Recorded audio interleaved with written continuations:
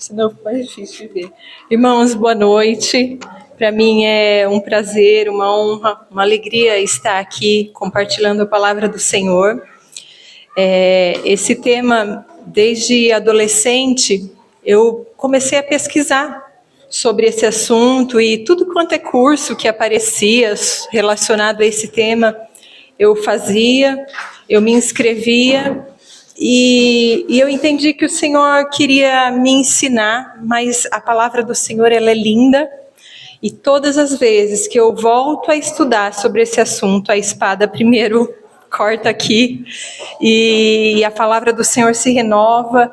Então, essa semana, enquanto eu estava meditando sobre a palavra, o Senhor falou comigo e é maravilhoso isso. É muito bom estudar a palavra de Deus e ver como ela é viva e eficaz e como ela nos aperfeiçoa. Hoje nós vamos falar um pouquinho de um tema específico. Nós vamos falar sobre finanças, celebrando a redenção. O propósito aqui é nós entendermos o que a palavra de Deus fala sobre esse assunto, porque ela fala muito sobre esse tema, e até foi um dos motivos que me despertou curiosidade quando eu comecei a pesquisar e a participar de cursos sobre isso. Por que a Bíblia fala tanto sobre esse assunto, que até então eu pensava que ficaria em outros planos, né? Mas a palavra de Deus ela é muito rica e ela fala sobre isso. Então, nós vamos começar fazendo a leitura do texto de Lucas 16, do versículo 9 ao 13. Gostaria que vocês abrissem também.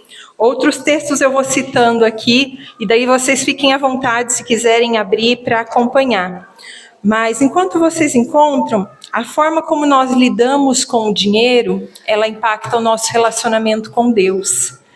E além de fazer a coisa certa, o Senhor espera que nós façamos da maneira correta, com o coração correto naquilo que nós estamos falando.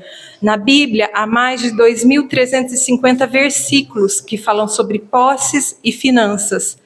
Se nós, Howard Dayton, no livro dele, O Seu Dinheiro, que é o livro daquele material, o CRAU, da Universidade da Família, ele fala que sobre oração e fé, existem aproximadamente 500 versículos, enquanto tem 2.350 versículos que falam sobre posses, dinheiro e a forma como nós nos relacionamos com isso. Então, se a Bíblia fala tanto sobre esse tema, é porque ele é relevante, é porque o Senhor quer nos ensinar, é porque a questão do dinheiro e das posses mexe com o nosso coração.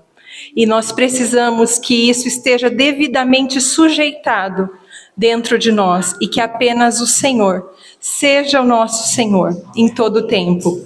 Vamos ler lá então, Lucas 16, de 9 a 13. Por isso eu lhes digo, usem a riqueza deste mundo ímpio para ganhar amigos, de forma que quando ela acabar, estes o recebam nas moradas eternas. Quem é fiel no pouco, também é fiel no muito. Quem é desonesto no pouco, também é desonesto no muito. Assim, se vocês não forem dignos de confiança em lidar com as riquezas deste mundo ímpio, quem lhes confiará as verdadeiras riquezas? E se vocês não forem dignos de confiança em relação ao que é dos outros, quem lhes dará o que é de vocês? Nenhum servo pode servir a dois senhores, pois odiará um e amará ao outro, ou se dedicará a um e desprezará o outro. Vocês não podem servir a Deus e ao dinheiro. Algumas versões falam a mamon aqui. Esse versículo 13, ele deixa bem claro que nós não podemos servir a dois senhores. O nosso coração, ele tem que ter um Senhor só. Tem que ser o Senhor Jesus. E por que a gente vê tantas vezes a Bíblia falando sobre essa questão financeira e se relacionando e sempre tratando em relação a Mamon? Mamon era um deus, né? E é falado dele na palavra quando a gente fala na Babilônia e na época da construção da Torre de Babel, né? Ele era um deus adorado ali, uma entidade adorada. E o propósito era avareza e cobiça e despertar dentro das pessoas aquilo que só proporcionar para as pessoas aquilo que só Jesus pode proporcionar. E a Bíblia deixa claro aqui que nós precisamos escolher a quem nós vamos adorar.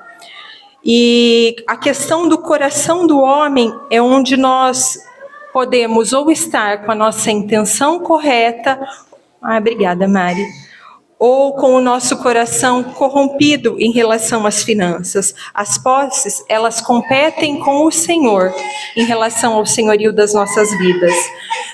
No século XII, na época das cruzadas, conta-se que os soldados eles foram recrutados para participar da guerra ali, e eles foram convocados, e era uma batalha religiosa. Então, antes de ir para a batalha, esses soldados eles eram batizados. E eles eram batizados, e muitos deles eram batizados com a espada do lado de fora, como dizendo, eu me sujeito, mas aqui na espada quem continua controlando sou eu. E nos nossos tempos, muitas vezes nós conhecemos ao Senhor, nós entregamos a nossa vida a Ele, e nós passamos a viver para Ele, mas na nossa carteira, nas nossas finanças, é como os soldados faziam, aqui mando eu. Essa parte deixa que eu governo. E o Senhor quer de forma integral que nós possamos servi-lo de todo o nosso coração, com tudo que nós somos, com tudo que nós temos. E na Bíblia nós vemos 3 tipos de contribuição. A Bíblia cita, primeiro, a questão das esmolas, dos dízimos e das ofertas. E hoje nós vamos percorrer um pouquinho sobre esses 3 assuntos, para entendermos um pouquinho mais o que o Senhor requer de nós em relação a isso.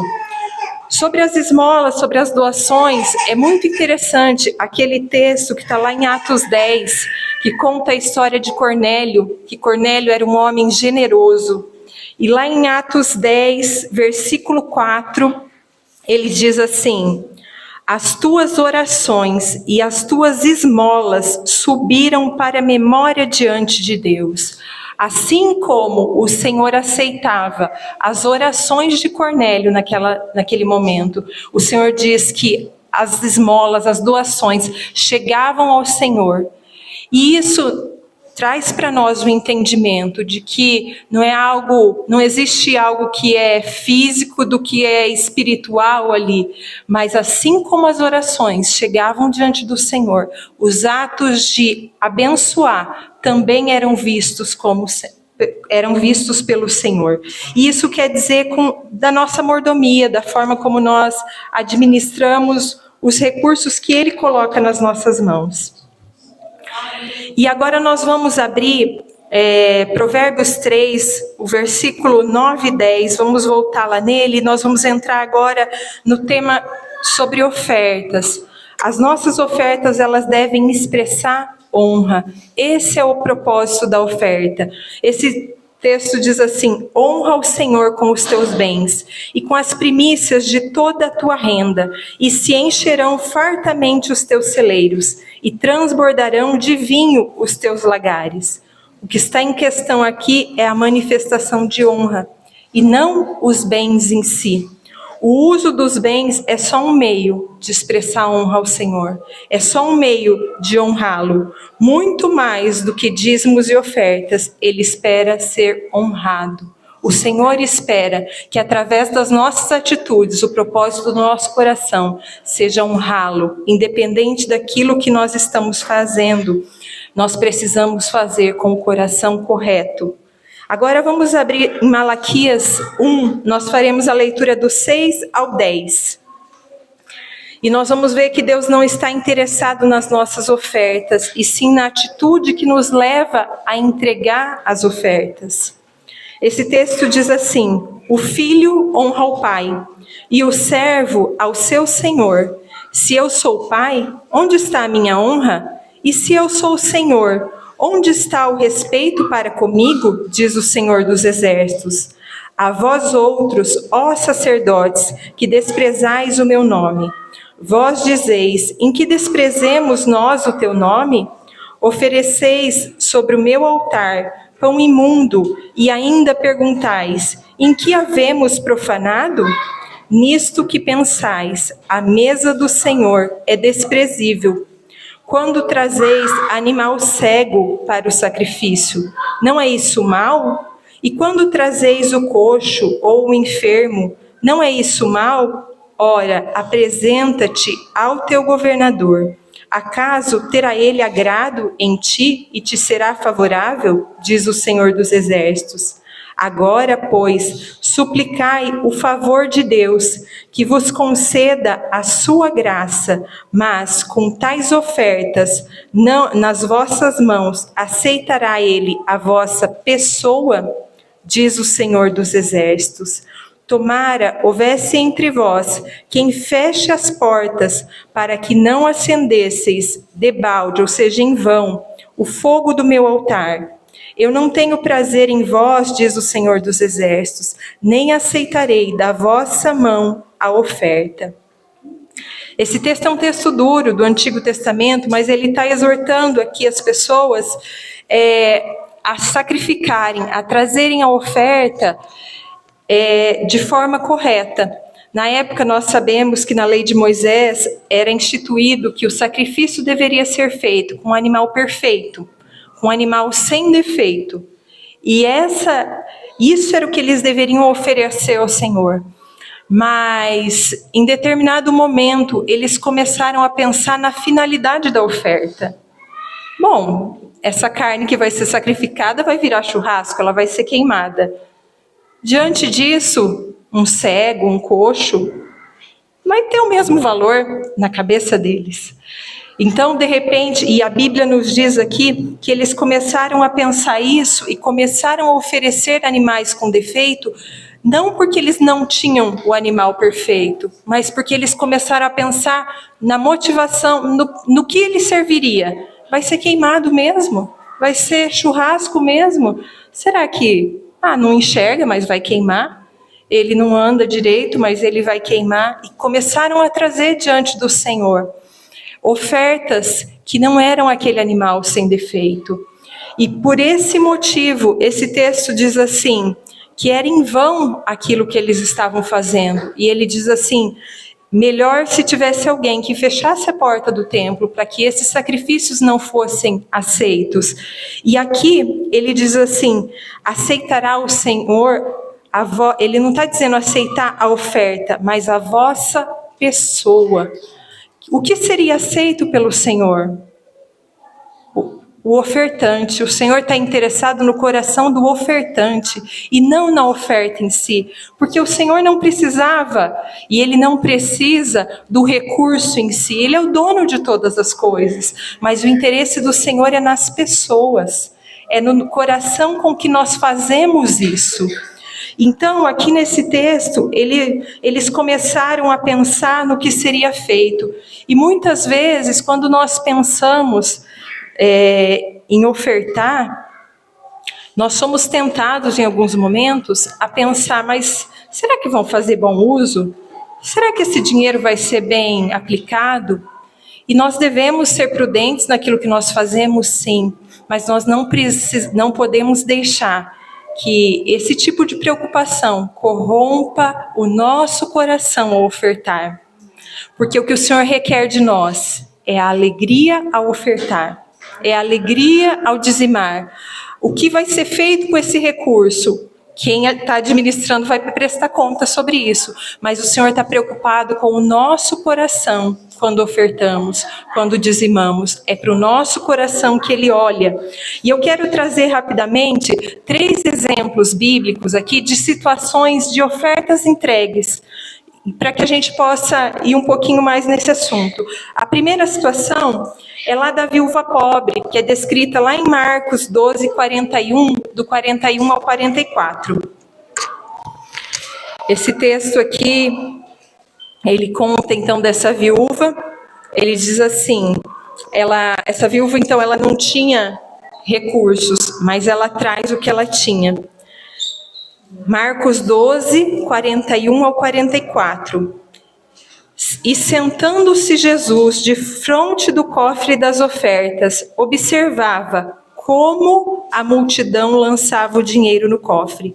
E muitos ricos deitavam muito. Vindo, porém, uma pobre viúva, lançou 2 leptos, que valiam 1 quadrante. E chamando ele os seus discípulos, disse-lhes: em verdade vos digo que esta pobre viúva deu mais do que todos os que deitavam ofertas no cofre, porque todos deram daquilo que lhes sobrava, mas esta, da sua pobreza, deu tudo o que tinha para seu sustento. Não está escrito que Jesus observava o quanto as pessoas davam, mas o como elas davam. E o que chamou a atenção de Jesus ali não era o valor, porque o texto diz assim, que muitos davam grandes valores, mas foi o propósito do coração.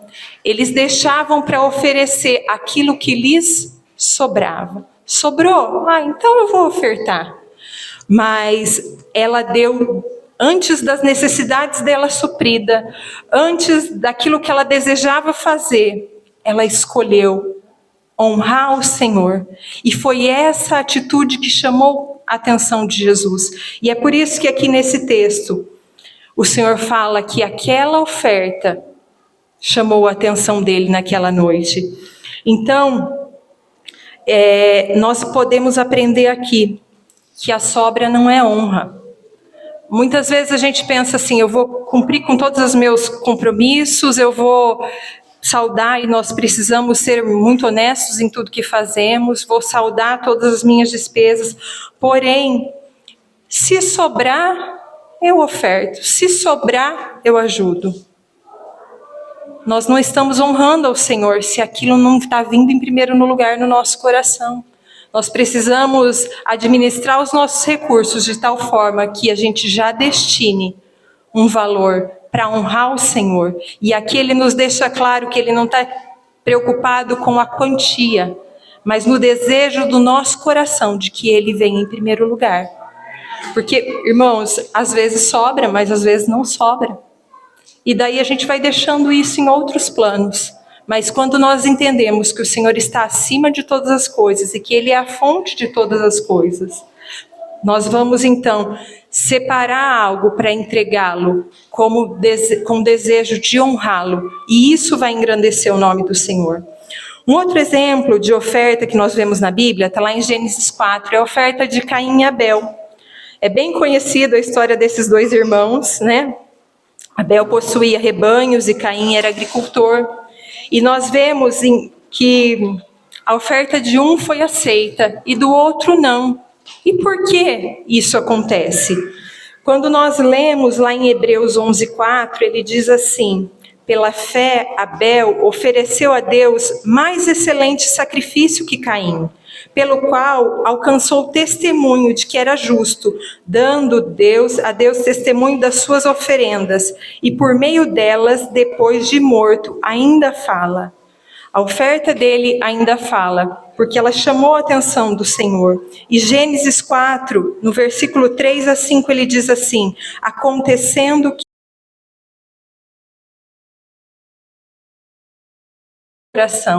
e nós vemos que aqui não foi corrompido o desejo de ofertar. Os dois entregaram. Os dois ofertaram daquilo que eles tinham. Mas era a questão da motivação. De que ordem que isso vinha no coração deles. E mais uma vez a gente vê que o Senhor espera de nós um desejo de honrá-lo. De colocá-lo em primeiro lugar. Assim como nas outras coisas que nós fazemos. Com as nossas finanças também. E um terceiro exemplo que nós vemos na palavra do Senhor é o exemplo de Ananias e Safira. Esse exemplo está lá em Atos 5, né? E Ananias e Safira, eles decidiram vender uma propriedade que eles tinham e eles iam entregar aquele recurso diante do Senhor. A Bíblia fala que eles venderam a propriedade, mas no meio desse caminho, o coração deles, em algum momento, se corrompeu. Porque a intenção que era de honrar, de repente eles começaram a pensar e decidiram que eles ficariam com parte daquele recurso para eles. E ao chegar, primeiro chega Ananias e entrega aos pés de Pedro ali, e ele fala que aquele era o valor da venda. Então o propósito de honra se mistura a uma mentira, porque ele diz ali que ele tinha vendido aquela propriedade por aquele valor, e ele entrega. E a Bíblia nos diz que ele morre, né? E passado algumas horas, a Bíblia fala que vem a esposa dele, Safira, e ela vem e ela reforça a mesma mentira. Quando Pedro pergunta para ela, ela diz que aquele era o valor e ela entrega. E ele fala para ele, olha, o seu marido entregou há pouco tempo a oferta aqui e ele foi sepultado. E o mesmo vai acontecer com você. E a Bíblia diz que o mesmo acontece com ela. E ela morre. E nós vemos ali que nessa situação também, eles não deixaram de ofertar. Eles ofertaram. Então, assim, isso nos prova que o Senhor não está preocupado com a oferta. O Senhor está preocupado com o coração com que nós fazemos isso. Porque Satanás não corrompeu ali o desejo deles de fazer. Eles chegaram, eles entregaram, eles foram até o final do plano. Mas no meio desse processo, ele corrompeu a motivação. E a motivação de honrar o Senhor com tudo aquilo que eles tinham conseguido na venda daquela propriedade. E a gente imagina que era um valor considerável, mas naquele momento esse coração se corrompeu e essa oferta não agradou ao Senhor. Então, em 3 momentos ali nós vemos ofertas sendo entregues. A primeira, da viúva pobre, que chamou a atenção do Senhor, porque entregou tudo que ela tinha. Depois nós vemos 2 situações em que Caim e Abel, um ofertou com o desejo de honrar o Senhor antes das outras coisas que ele gostaria de fazer como fruto do trabalho dele.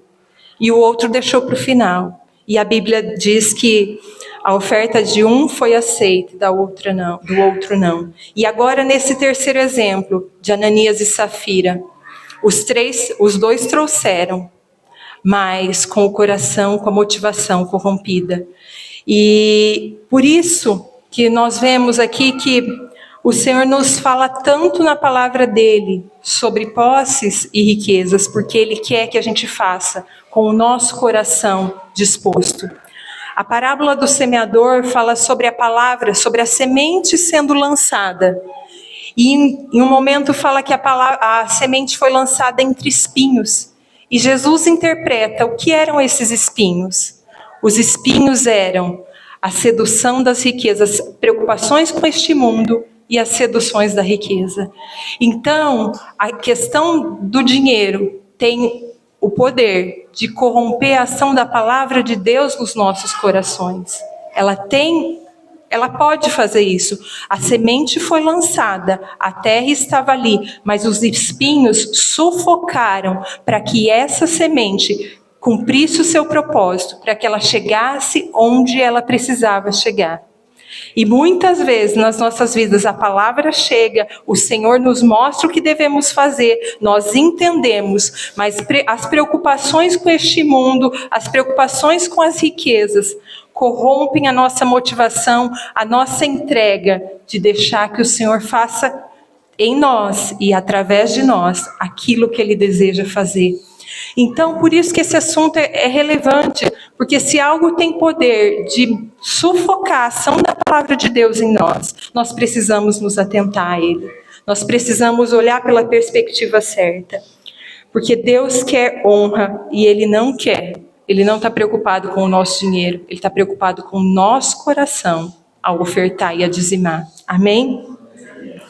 Deus deseja ser honrado e não precisa ter dinheiro para que o dinheiro tome um lugar de Senhor. O avarento não tem coisa alguma, mas as coisas o possuem. Então, às vezes, a pessoa pode não ter recurso, mas ela ser possuída por essa preocupação, por esse medo de faltar, por essa preocupação de não ter. Então, não precisa ter dinheiro para ser corrompido em relação à avareza. Os avarentos, eles são tomados por essa preocupação de ter das posses. As coisas o possuem o coração. Então, o dinheiro, ele é colocado na palavra de Deus como uma coisa que pode competir com o Senhor pelo senhorio das nossas vidas. E a oferta, ela vai transmitir uma mensagem. As ofertas, quando nós entregamos, elas vão transmitir uma mensagem.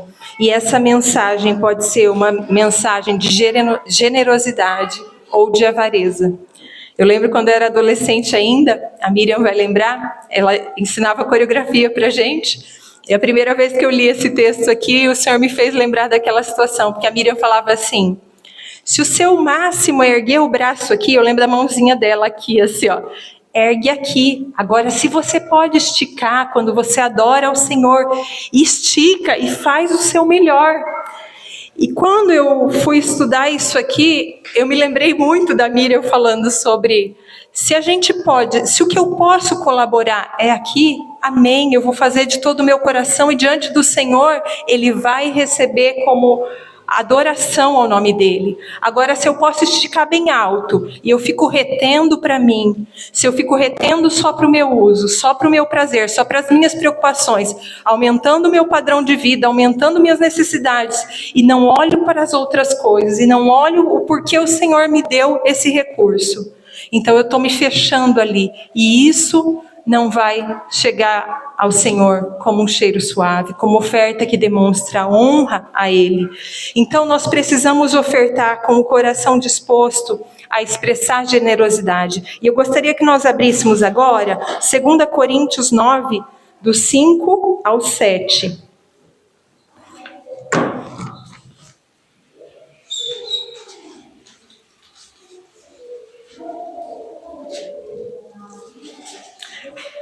Segunda Coríntios 9, do versículo 5 ao 7.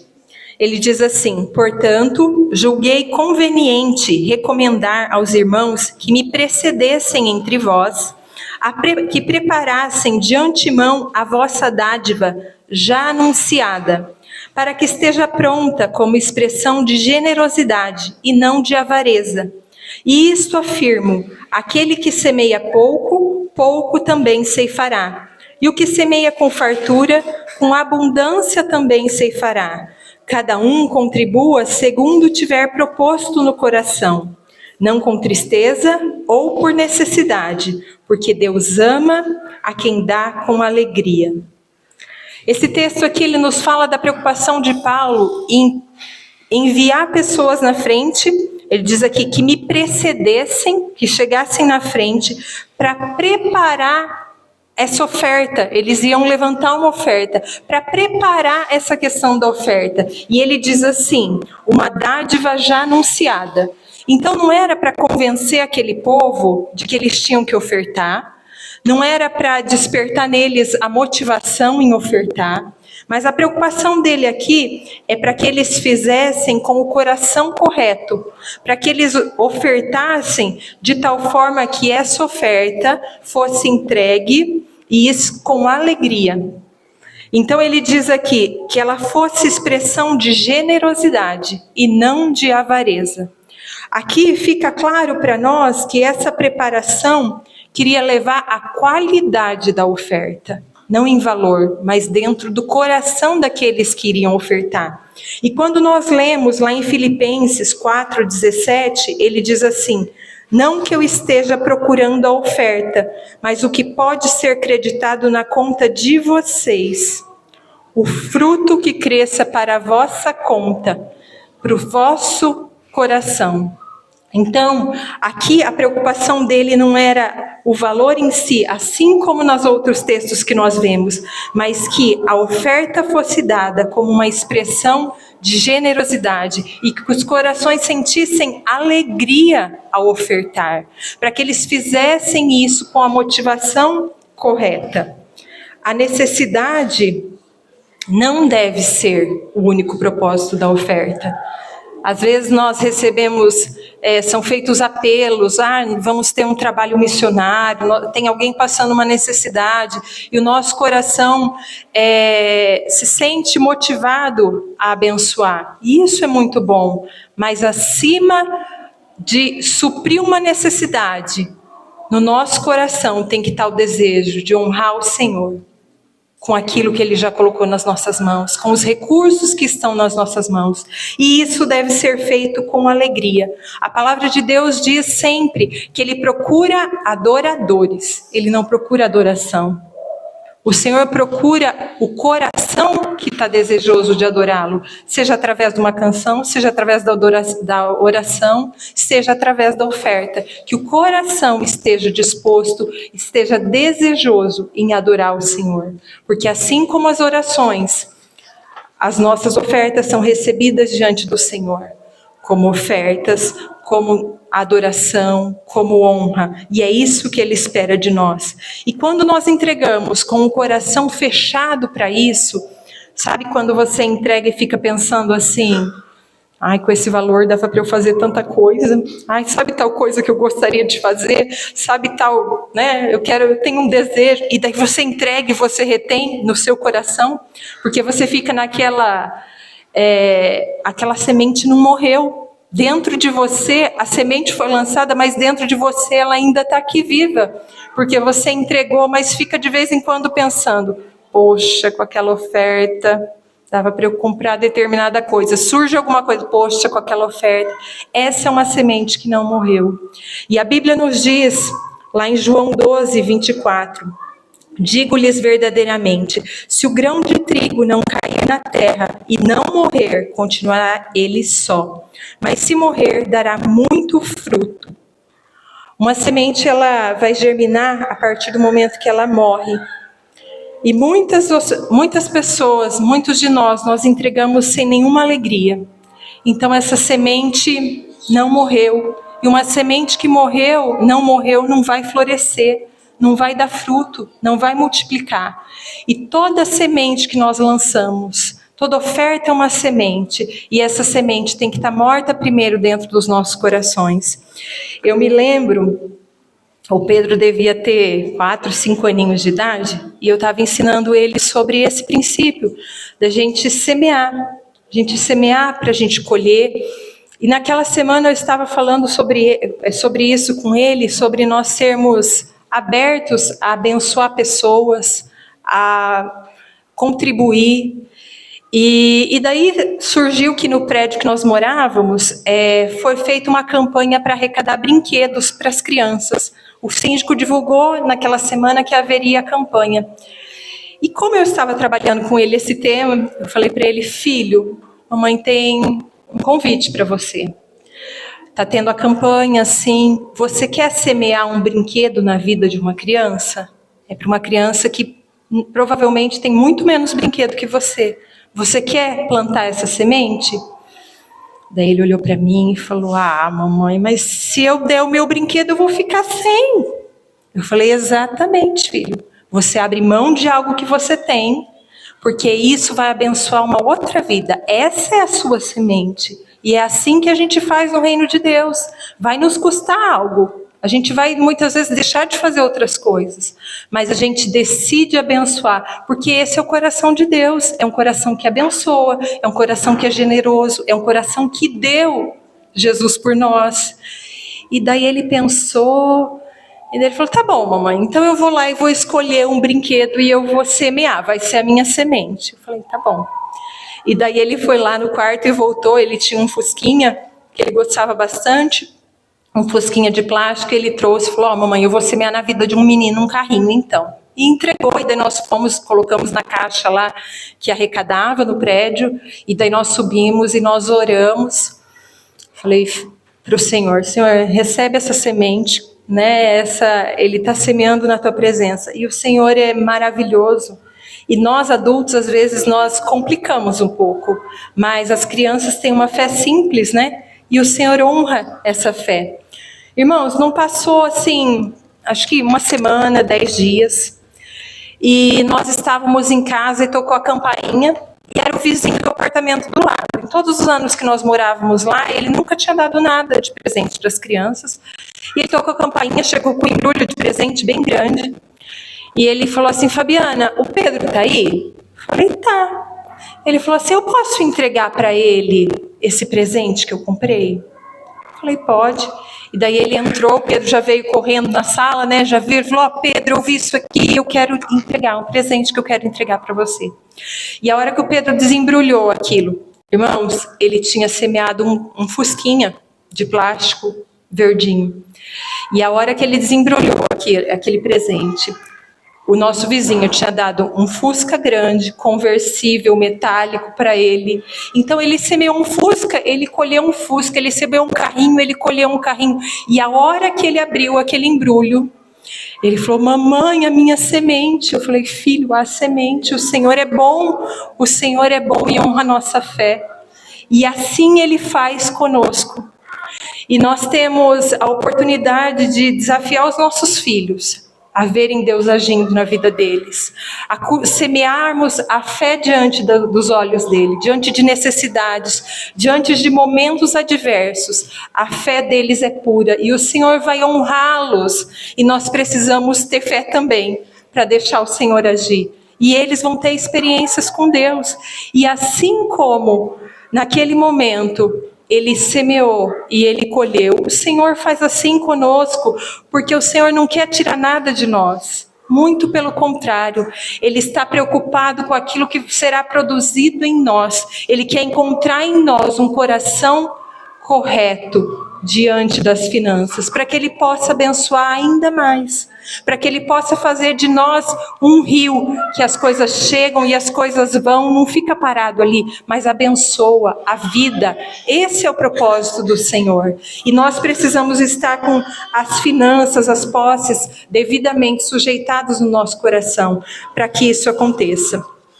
E agora nós vamos falar um pouquinho sobre o dízimo.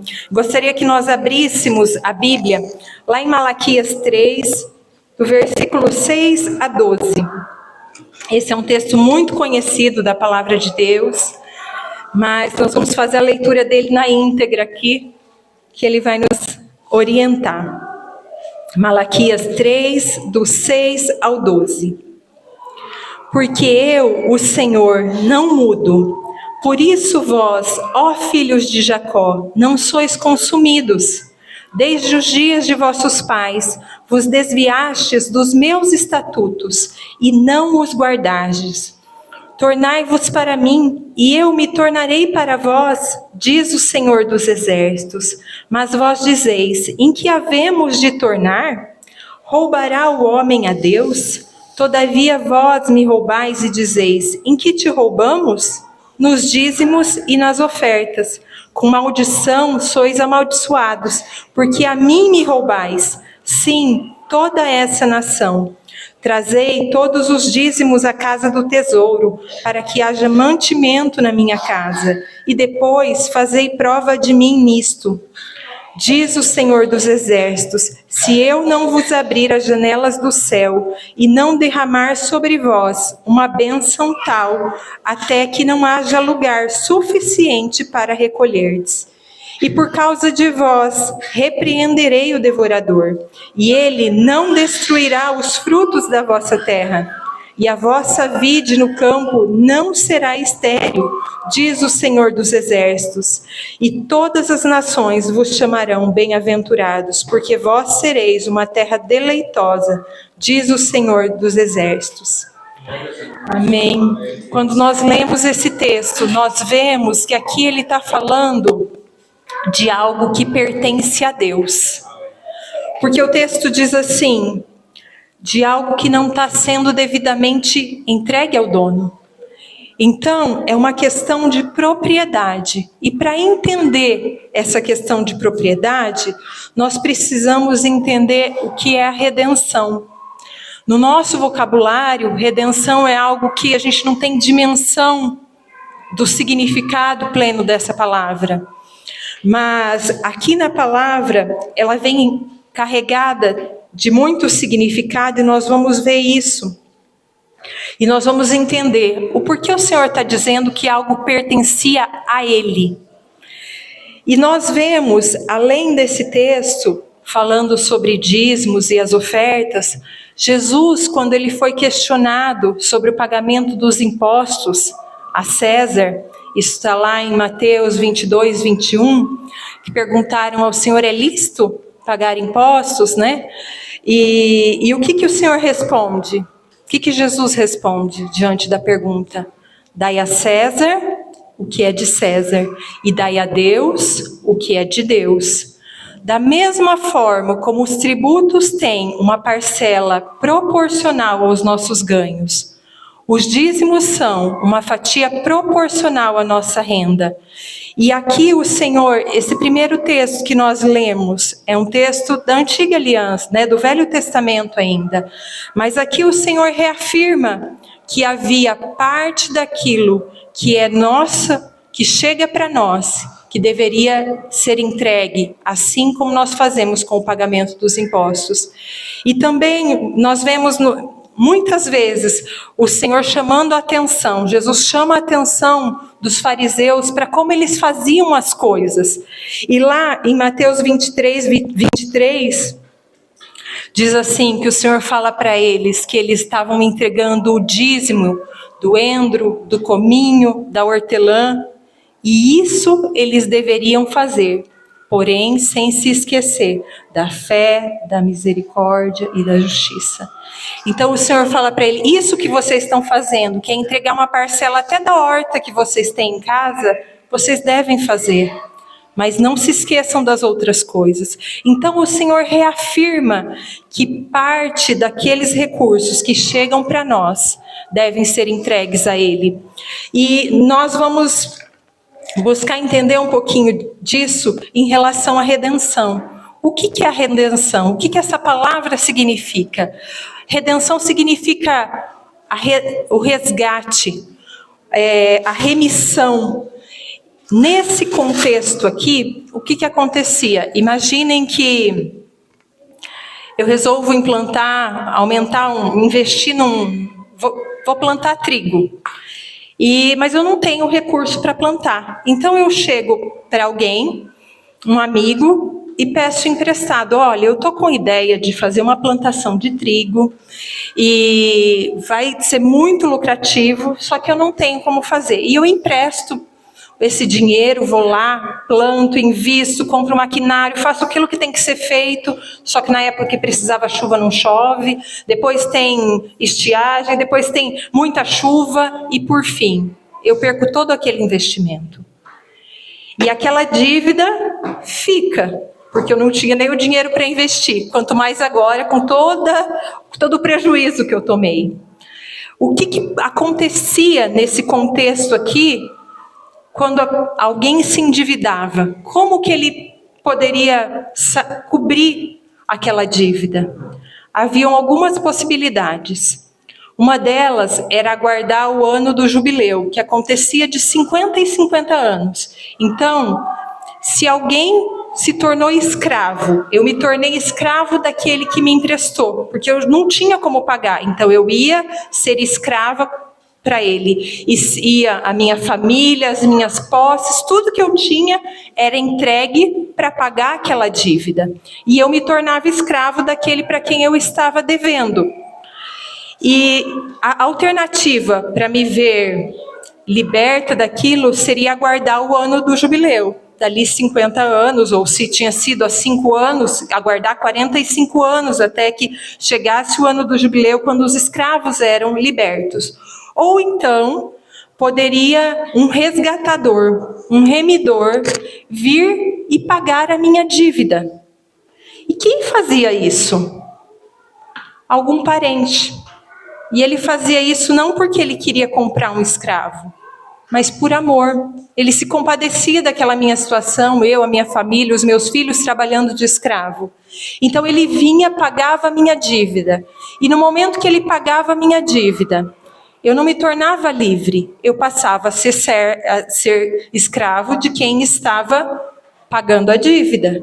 Então eu trocava de senhor, mas eu passava a ter uma brandura ali, porque agora o meu senhor era o meu parente, que tinha me comprado por amor, porque ele queria minimizar a nossa dor ali, a nossa dificuldade. Ele tinha feito isso por amor.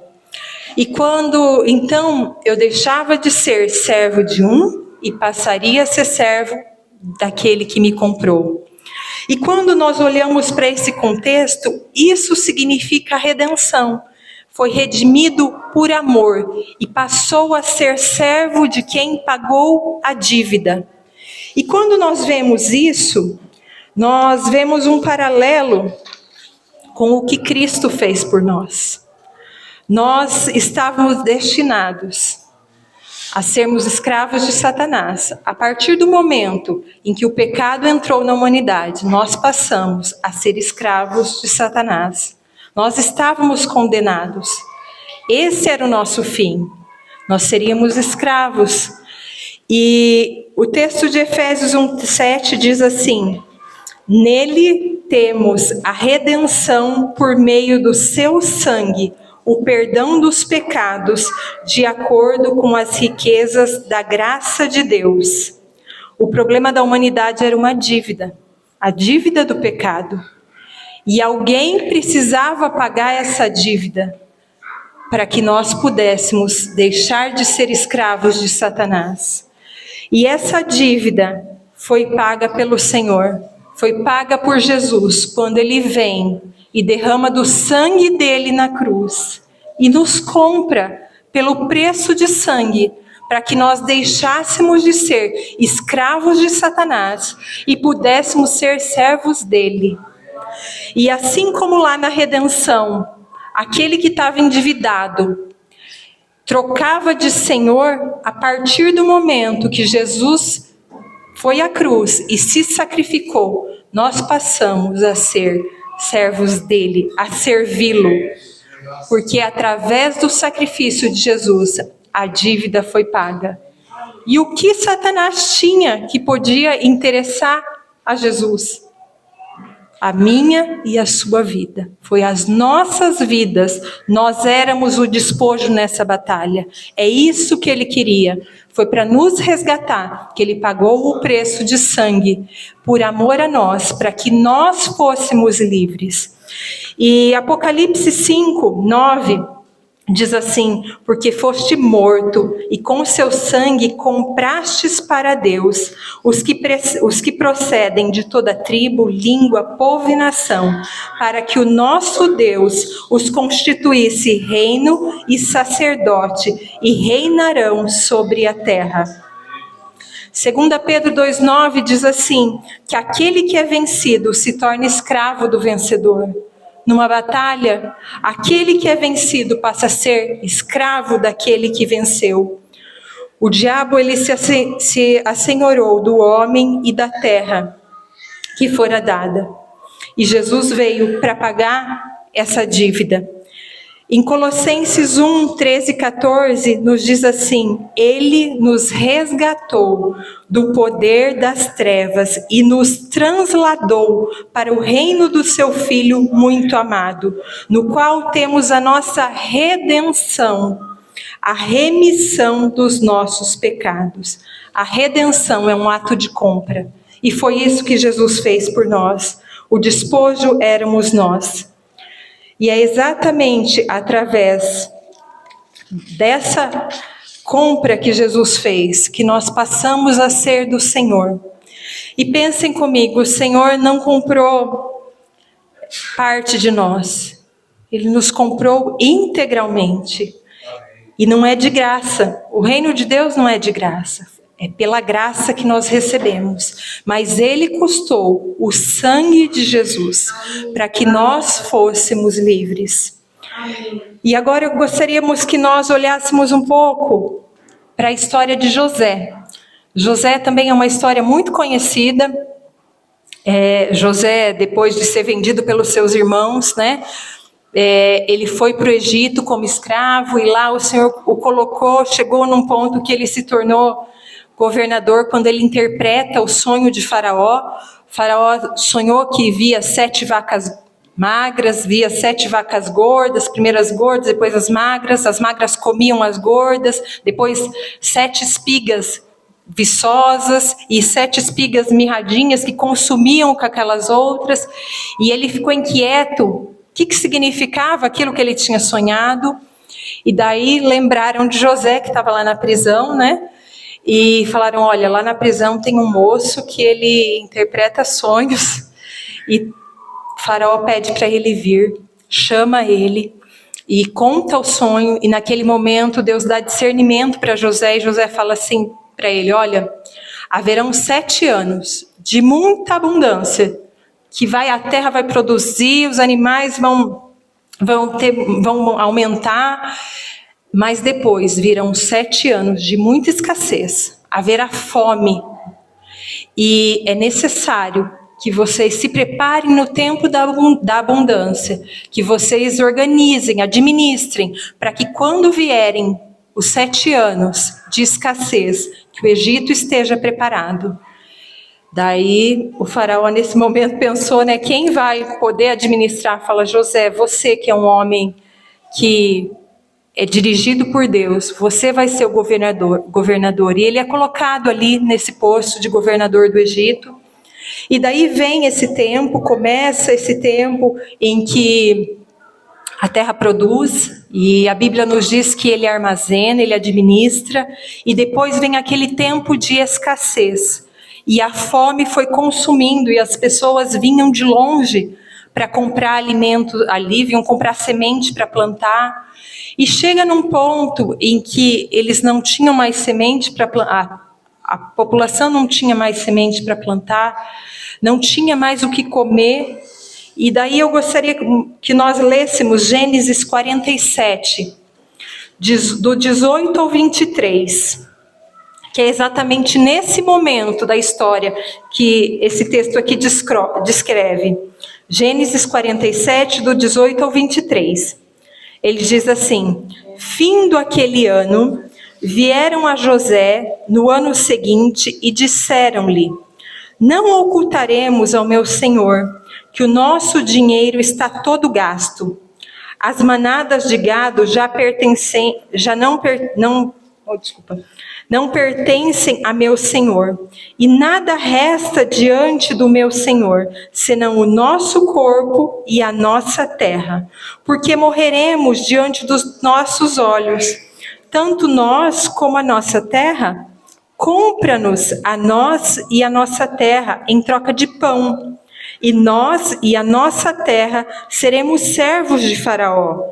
Dá-nos também semente para que vivamos e não morramos, e para que a terra não fique desolada. Então disse José ao povo: hoje vos tenho comprado a vós e a vossa terra para Faraó. Eis aí tendes semente para vós, para que semeeis a terra. Então eles chegaram a esse ponto que eles se oferecem a José, fala: compra as nossas vidas para que nós sejamos escravos de Faraó, porque nós só temos a nossa vida mesmo, nós não temos nem semente para plantar. Então compra-nos como escravos, que pelo menos tem semente, Faraó tem semente, com a semente dele nós plantaremos e nós não morreremos, pelo menos nós vamos ter o que comer. Nós vamos, compra nós a nossa terra e nós vamos trabalhar para Faraó, mas dessa forma nós vamos ter as nossas vidas poupadas. E foi isso que José falou. Então tá bom, eu compro vocês, venham e vocês vão receber a semente, a terra vocês vão poder cultivar, vocês vão plantar, vão colher, vão tirar o sustento de vocês. E a 5ª parte vocês entregarão. Eu quero só a 5ª parte. Mas pensem comigo, quem era o dono da terra? Faraó. Ele tinha acabado de comprar a terra deles. Quem era o dono da semente? Faraó. O Egito tinha armazenado. Quem era o dono da mão de obra que ia trabalhar ali, dos escravos? Faraó. De quem seria a renda daquela produção? De quem deveria ser? De Faraó.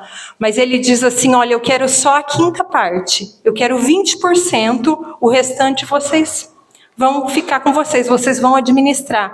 E esse texto diz assim: eu quero a 5ª parte para que vocês se lembrem quem é o dono. Para que vocês não se esqueçam que eu sou o dono.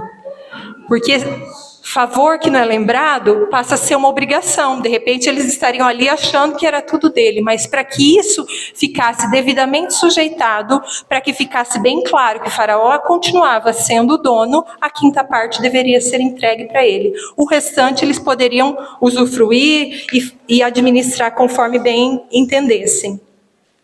E a hora que ele falou isso, isso está lá no versículo 24 do capítulo 47.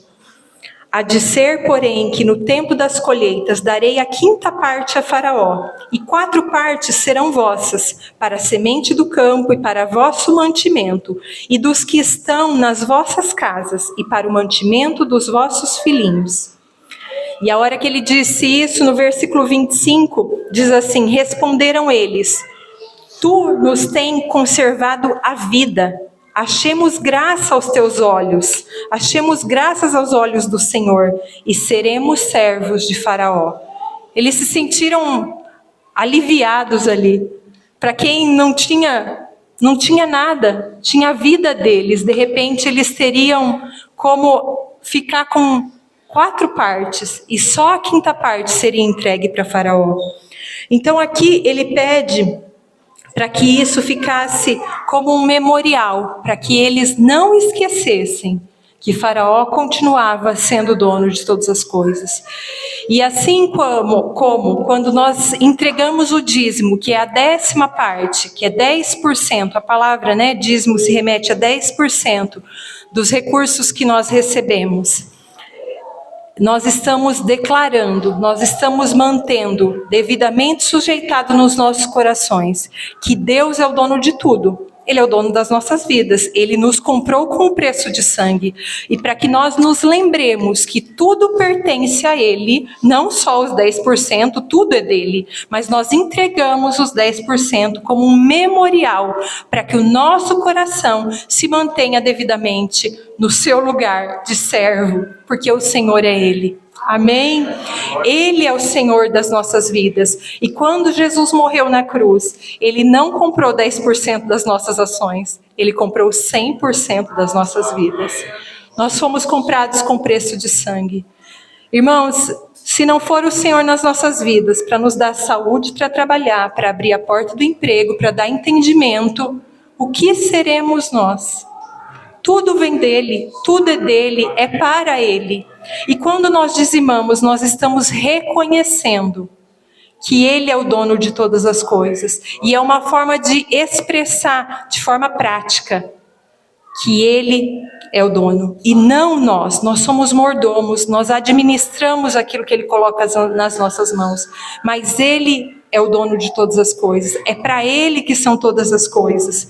Então, a entrega dos dízimos, ela é um memorial. Assim como a Santa Ceia, como nós celebramos a ceia, nós lembramos da morte de Jesus por nós. E celebramos isso lembrando do sangue, lembrando do corpo de Jesus.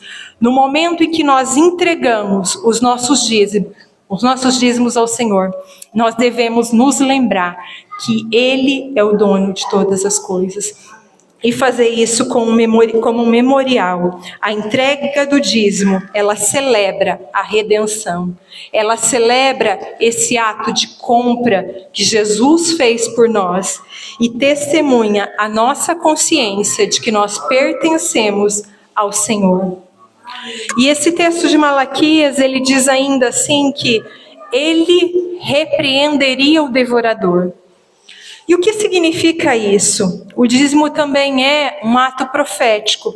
Quando nós vemos lá, na primeira Páscoa, vieram as pragas e haveria a praga dos primogênitos. E o que foi pedido para que eles fizessem naquele momento?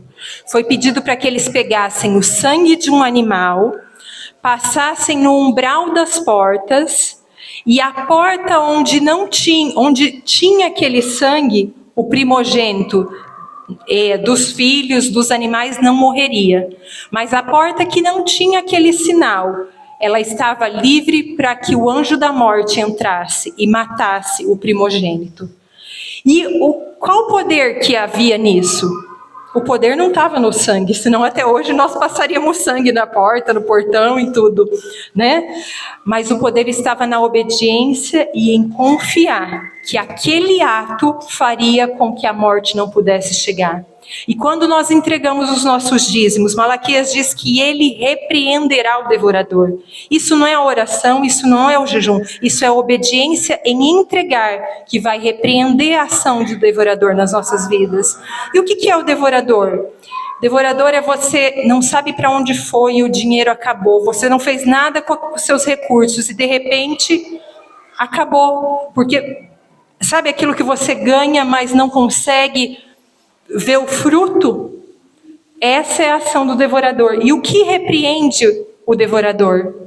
A obediência e entregar ao Senhor os nossos dízimos, reconhecendo que Ele é o dono de tudo. Esse é o sinal. E é isso que a palavra de Deus nos diz. O sangue vos será por sinal nas casas em que estiverdes. Quando eu vir o sangue, passarei por vós, e não haverá entre vós praga destruidora, quando eu ferir a terra do Egito. Isso foi o que acontecia lá, naquela época. E é o que o Senhor faz. Ele declara que aquela propriedade pertence a Ele. Quando nós entregamos, nós estamos reconhecendo: Senhor, isso aqui não é mérito meu. Isso aqui não é porque eu trabalhei e me esforcei, mas foi porque o Senhor deu condições para que esse recurso chegasse. E eu reconheço que é porque o Senhor é o dono. Eu entrego em obediência. E esse ato de entregar vai fazer com que o devorador seja repreendido, porque esse recurso tem um sinal da propriedade do Senhor. E esse texto, essa palavra, o propósito aqui não é que a gente se sinta motivado a dizimar, mas é que a gente se sinta motivado a fazer a coisa certa, com o coração certo. Nós vimos em inúmeros exemplos aqui que o Senhor procura em nós um coração disposto a obedecê-lo, que o Senhor procura em nós um coração desejoso em honrá-lo, e que Ele possa encontrar em nós esse coração, para que todas as decisões que nós tomarmos relacionadas às posses, aos recursos, aquilo que Ele colocou nas nossas mãos para administrar, que sejam decisões dirigidas por Ele, nos lembrando que Ele é o dono de todas as coisas. Amém? Amém, irmãos. Eu gostaria de orar, convidá-los a ficar em pé, e nós vamos fazer uma oração, e na sequência eu já vou passar a palavra para o Júnior. Deus, em nome de Jesus, Senhor, nós oramos para que a Tua palavra nos nossos corações, Senhor, seja, Deus, aquela semente que é lançada em uma terra fofa, numa terra fértil, e que as aves não possam roubar a ação, ó Deus, da Tua palavra dentro de nós, Pai. Mas, Senhor, nos ajuda a lembrarmos sempre, Deus, de que o sangue de Jesus comprou-nos da escravidão que nós estávamos destinados a sermos escravos de Satanás, mas o Senhor nos transportou para o reino da sua luz, e nós somos gratos a Ti, Senhor. E toda vez que nós formos dizimar, toda vez que nós formos ofertar, nos ajuda a fazer isso com o coração que Te agrada, Senhor. Nos ajuda a expressar honra, nos ajuda a expressar generosidade, gratidão. Pai, o Senhor deu aquilo que o Senhor tinha de melhor, que foi Jesus. Jesus foi entregue por nós. E esse é o exemplo, Pai, de como nós devemos fazer, de como nós devemos dar. Pai, nós queremos semear com alegria para que essa semente possa frutificar. Senhor, e pedimos que o Senhor nos ajude a fazer isso. Que o Senhor nos dê entendimento, clareza, Deus, e fé para agirmos dessa forma. E que em nome de Jesus, que essa semente que lançarmos, Senhor, que cada vez que formos olhar, Senhor, possamos olhar com o nosso coração, nos lembrando que o Senhor é o dono e que nós somos apenas mordomos daquilo que o Senhor colocou nas nossas mãos para administrar. Te louvamos, Deus, pela Tua graça, te louvamos pelo Teu amor, te louvamos, Senhor, pela Tua infinita misericórdia. Pai, muito obrigado porque o Senhor nos desperta na Tua palavra, Deus, que o Senhor quer de nós mais do que a entrega, o Senhor quer de nós a motivação correta ao fazermos. Pai, em nome de Jesus, nos ajuda a vivermos nessa dimensão, que o nosso coração esteja alinhado ao do Senhor, Deus, que possamos viver de forma que as nossas vidas te honrem, Pai, com tudo que nós somos, com tudo que nós temos, Pai. Em nome de Jesus que nós oramos. Amém. Amém.